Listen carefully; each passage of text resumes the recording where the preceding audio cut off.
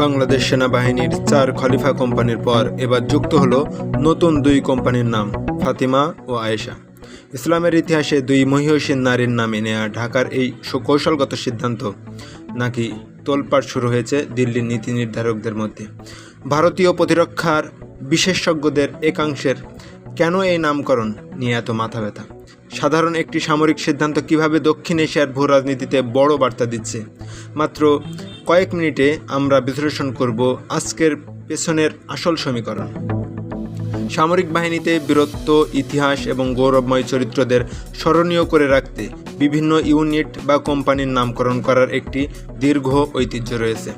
বাংলাদেশ সেনাবাহিনীও সেই ধারা বজায় রেখেছে, কিন্তু ভৌগোলিক ও রাজনৈতিক বাস্তবতার কারণে বাংলাদেশের যে কোনো সামরিক বা অভ্যন্তরীণ পরিবর্তনকে ভারত সবসময় খুব গভীরভাবে পর্যবেক্ষণ করে।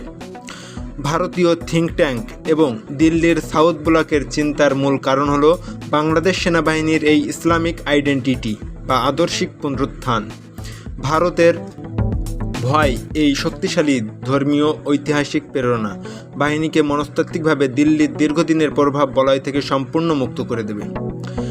ভারতের এই উদ্বেগের পেছনে মূলত 3টি গভীর কৌশলগত কারণ রয়েছে। প্রথমত, স্বাধীন কূটনীতির বার্তা। এই নামকরণের মাধ্যমে ঢাকা স্পষ্ট বুঝিয়ে দিয়েছে নিজস্ব অভ্যন্তরীণ এবং সামরিক সিদ্ধান্ত নেওয়ার ক্ষেত্রে বাংলাদেশ সম্পূর্ণ স্বাধীন এবং সার্বভৌম। প্রতিবেশী দেশ কী ভাবলো তা নিয়ে বাংলাদেশ সেনাবাহিনী পিছপা হবে না। দ্বিতীয়ত, ভারতের নিজস্ব রাজনৈতিক ন্যারেটিভ।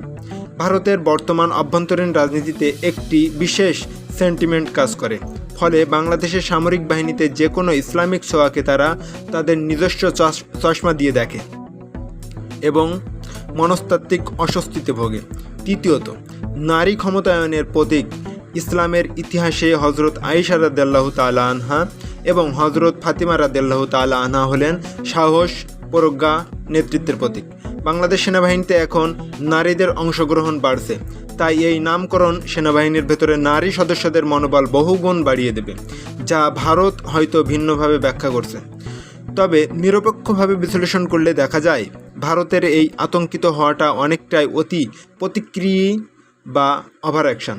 এটি সম্পূর্ণ বাংলাদেশের অভ্যন্তরীণ এবং সামরিক ঐতিহ্যগত বিষয়।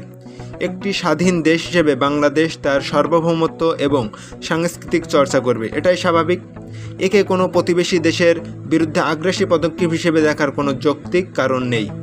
ভারতের এই উদ্বেগের পেছনে কি আসলে কোনো যৌক্তিক কারণ আছে, নাকি এটা শুধু দিল্লির অতিরিক্ত মিডিয়া হাইপ?